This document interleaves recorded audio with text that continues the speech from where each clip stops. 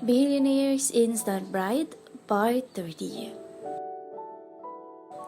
Nakasando lang ako sa railings ng yate habang pinagmamasdan ang kumikinang na karagatan sa ilalim ng matingkad na sikat ng araw. Mag-isa lang ako dahil hindi ko alam kung nasa ng iba, maliban kay Marco na siyang nag-ooperate ng yate. Mula kaninang pagising ko ay hindi ko na sila nahagilap pa, lalo na si Mr. Muller at Logan.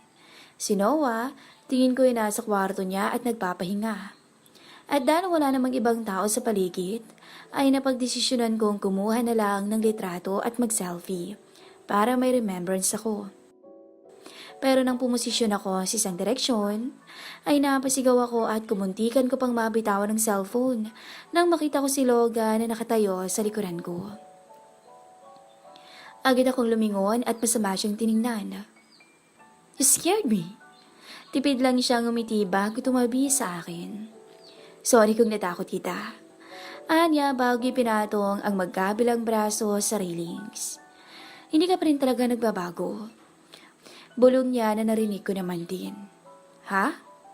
Kumunot ang noo ko dahil kung makapagsalita siya, ay parang kakilala niya ako. Wala. Sagot niya at marahang umiling. Ang sabi ko lang, ang ganda mo tine. Napangwi ako ng tila may tumusok sa loob ng ulo ko pagkabanggit niya ng tini.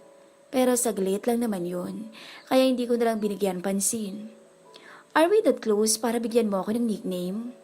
Pagsusungit ko sa kanya, pero ginisihan lang niya ako. Ang haba kasi ng pangalan mo. Tini is better. Paliwanag niya bago tumingin sa mga mata ko. Kumusta ka? Hindi ko napigilan ang pagkunot ng noo ko sa sinabi niya. Ang random naman ang tanong mo? Ngumisi siya at napailing. Fine. Kumusta ang pakiramdam mo? Okay lang naman. I feel fine. Alanganing sagot ko dahil maging ako ay hindi ko alam kung kumusta ang pakiramdam ko. Bakit mo na itanong? Nagkibit balikat siya. Wala lang. I just want to know. Just checking on you. Okay. Matapos kong sumagot ay nagkaroon ng mahabang katahimikan sa pagitan naming dalawa. At hindi ko mapigilang makagahit ang labi ko dahil ang awkward sa pakiramdam. Yung feeling na may gusto siyang sabihin sa akin pero hindi niya masabi-sabi. Hindi sa nag-a-assume ako, yun talaga ang nararamdaman ko. Lalo na't paminsan-minsan ay tumitingin siya sa akin. Pagkatapos, babalik na naman sa dagat ang tingin niya. So, hindi na ako nakatiis at binasag ko na ang katahimikan. Logan, gusto ko lang sanang klaruhin ang ilang mga bagay-bagay. Panimula ako sa hinga ng malalim para humugot ng lakas ng loob na itanong ang mga bumabagabag sa akin. Things like, maraan akong tumango nang sumagot siya. Yun na ang signal ko para magpatuloy. Seryoso ka ba sa mga sinasabi mo? Bagyang kumunot ang noo niya habang nakatingin sa akin. Like? Na gusto mo ako? Nakagat ko ang labi ko dahil tingin ko ay ang kapal ng mukha ko para itanong yun. Lumambot ang ekspresyon ng mukha niya bago siya tumitig sa mga mata ko at walang pagdadalawang isip na tumango. Yes, Christine. I'm dead serious. Napawag na lang ang bibig ko bago umiwas ng tingin. Napayuko ako at napatingin sa asol na karagatan habang pilit kong pinipili ang mga salitang sasabihin ko. Bakit? Sa dami ng gusto kong sabihin, ayun lang ang namatawi sa bibig ko. Gusto ko na lang sabunutan ang sarili ko. Because I like you. Tugon niya bago siya yumuko para hulihin ang mga mata ko. Alat. Dagdag niya at matamis nung umiti sa akin. Dahilan para lumitaw ang nag-iisang dimple niya. Napatingin ako sa kanya. Logan is handsome. Hindi ko itatanggi yun. Lalaking lalaki ang dating niya. Astig. Siya na yata ang tunay na definasyon ng tall, dark, and handsome man. Pero kahit na ganoon, ay hindi talaga ako makaramdam ng kahit na anong atraksyon sa kanya. Sa mga mata ko, siya lang si Logan at hindi nahihigit pa ron. Logan, nakagat ko ang labi ko dahil hindi ko alam kung dapat ko pa itong sabihin sa kanya. Pero kasi, ayokong sayangin niya sa akin ang oras niya dahil wala siyang mapapala. Sigurado akong maraming babae ang naghahabol sa kanya, kaya mas mabuti pang doon niya ituon ang atensyon niya. Buong tapang ko siyang tiningnan sa mata. Kung ano man yung nararamdaman mo, please, itigil mo na. Naikuyom ko ang kamay ko.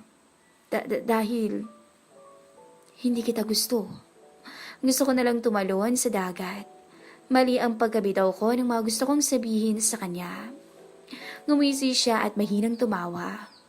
Binabasted mo ba ako? Yumuko lang ako at mahinang tumango. Hindi mo talaga ako gusto? Tanong niya sa akin bago ipinatong ang palad sa balikat ko. Look at me when you answer. Bumuga ako ng hangin bago siya tiningnan sa mga mata niya. Hindi. Sorry. Don't be sorry. Anya at matamis na ngumiti sa akin. Kung hindi mo talaga ako gusto, edi hindi. Ganun lang kasimple. Dagdag niya bago tumingin ng diretsyo sa mga mata ko. Pero may isang request lang ako. Ano? Nawala ang ngiti sa labi niya, kasabay ng pagtayo niya ng maayos. Pinatayo niya rin ako ng maayos, bago niya pinatong ang dalawang kamay sa magkabilang braso ko. Don't tell me to stop liking you. Hindi ko napigilan ang pangunot ng noo ko, dahil hindi ko maintindihan ang sinabi niya. Ha? Napangiti siya bago marahang ginurot ang ilong ko. Sabi ko, wag mo akong utusan na itigil ang nararamdaman ko. Just let me like you. Kahit yun na lang. Napanguso ako matapos kong marinig ang sinasabi niya. Hindi ko kasi napigilan ang pagbigat ng pakiramdam ko dahil nagigilty ako and at the same time, naawa ko sa kanya. Pero mas mabuting ituon mo sa ibang atensyon mo. Sure akong may ibang babaeng handang ibigay sa'yo ang atensyon at pagmamahal na nararapat sa'yo. Umiling siya sa akin bago niya inalis ang magkabilang palad niya. Ikaw ang gusto ko, Christine. Wala na tayong magagawa para baguhin yun. So, just let me like you. Napabuga na lang ako ng hangin bago marahang tumango. Okay, kung yan talagang gusto mo, wala na akong magagawa. Basta sinasabi ko na sa'yo na wala kang aasahan sa akin. Alam ko. Please, wag mo nang ulitin dahil masakit. Pabiro niyang sabi. Sasagot pa sana ako nang sumigaw na si Marco na pwede na kaming bumaba. Kaya sinamantala ko na ang pagkakataon na makaiwas sa kanya. Dahil kahit pasabihin niyang okay lang sa kanya, pues sa akin hindi. Ang pangit pala sa feeling na may i-reject. Pero anong magagawa ko? Di ko nga siya gusto eh. Hindi ko pa nga sana gustong umuwi dahil kinakabahan ako sa pag-uusapan namin ni Lolo Henry. Pero wala na akong ibang choice dahil ayoko rin namang maiwan dito. Ewan ko bakit. Basta sa tuwing naiisip ko na mag-uusap kami ng kamilang dalawa, ay kumakabog ang dibdib ko sa kaba. Siguro nag-overthink lang ako. Siguro matagal na naman bago tayo magkikita-kita ulit. Nakangusong sabi ni Marco habang hila-hila ang maleta niya pero agad ding nagbago ang ekspresyon at ngumisi. Mabuti naman at nakakasawa ng pagmumukha niyo. Dagdag niya at bumuluwak ng tawa. As if naman gusto rin naming makita ang pagmumukha mo, no? Sagot ni Noah bago niya to lagpasan. Pero may isang bagay lang akong mamimiss. Hirit ni Marco bago tumingin sa akin. Ang lover's note yan. Anya pero hindi ko na siya pinansin. Nagkunwari akong walang narinig at pumasok na lang sa kotse. Maya-maya pa ay pumasok na rin si Mr. Muller. Sabay utos sa driver na umalis na. Iba-iba kasi kami ng sasakyan. Si Noah ay sa ibang lugar ang punta dahil may shoot daw. Si Logan din ay ibang destinasyon dahil may kailangang gawin. Habang si Marco naman ay mananatili muna sa lugar dahil may pupuntahan tong business meeting kasamang isang prospect business partner niya. In short, kaming dalawa ulit ni Mr. Muller ang uuwi. Pero hindi na kagaya dati. Dahil ngayon, ang awkward na ng pakiramdam sa pagitan namin. Parang may isang malaking harang na hindi matibag-tibag. Kaya imbis na kausapin siya, ay sumandal na lang ako sa upuan at pumikit. Para kahit papaano ay makaidlip ako. Ilang sandali nga lang ay tuluyan na akong nakatulog. Nang magising ako ay nasa airport na kami. Ginising ako ng driver dahil nauna nang lumabas si Mr. Muller. Dali-dali tuloy akong bumangon at bumaba ng kotse para maabutan siya. Mabuti na lang at may naghihintay pala sa aking tauhan ni Lolo Henry na siyang gumabay sa akin papunta sa private plane na sasakyan namin pauwi.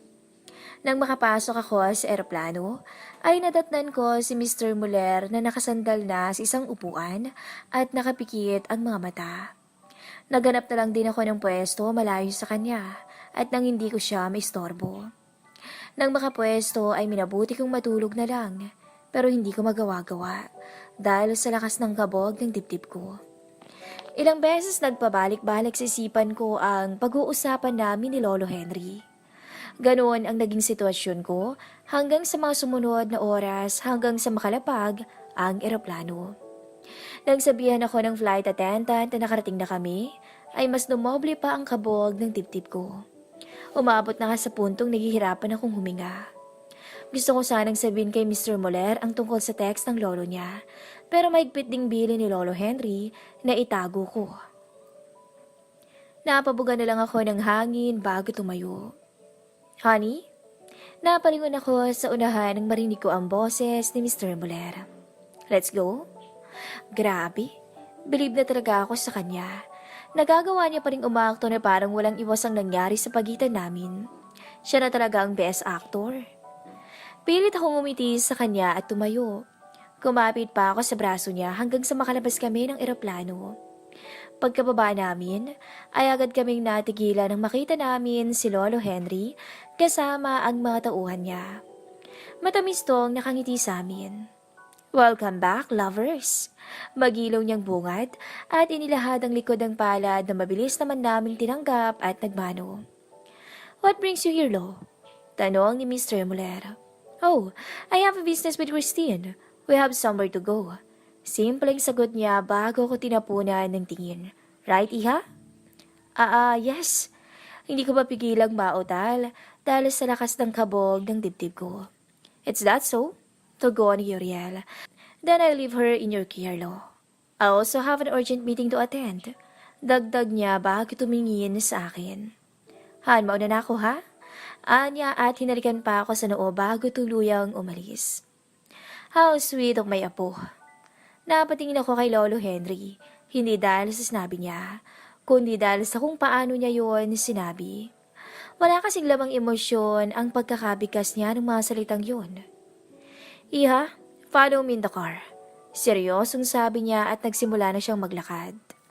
Nakagat ko na lang ang labi ko dahil halos sumabog na ang dibdib ko sa kaba.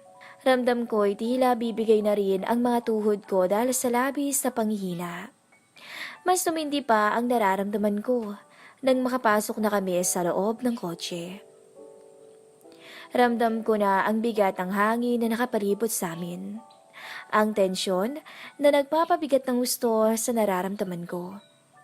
Lolo, ano palang pag-uusapan natin? Sinubukan kong patatagin ang loob ko pero hindi ko talaga kaya at nautal na lang ako sa kaba. Lolo?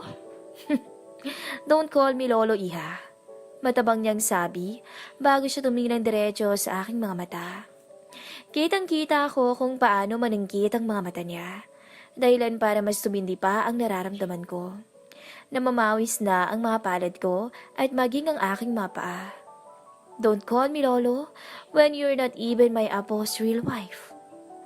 Tila binuhusan ako ng malamig na tubig nang marinig ko ang sinabi niya. Hindi ko mapigilan ang pag-awang ng bibig ko kasabay ng panlalaki ng aking mga mata. Magsasalita pa sana ako nang unahan niya ako. Yes, Iya. Bistado na kayo sa pagpapanggap niyong dalawa ng apo ko.